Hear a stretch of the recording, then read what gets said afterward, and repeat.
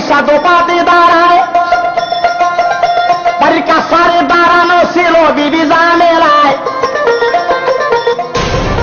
আরে বিবির দিকে তাকাইয়া তালুকদার বলিতে লাগিল, এই শাড়িটা কোথায় পাইছো তাই আমারে বলো।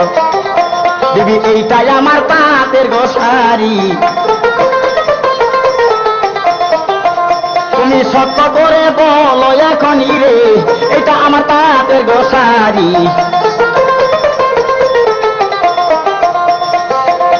জামেলা বলে বাবা আনছে হাত হইতে কিনিয়া,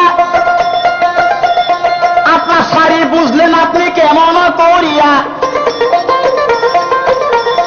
এই দিকেতে একটা কাপড় পরছে ভাই, আরে নিচের দিকে আসলেতে সিল্লি দেখা যায়।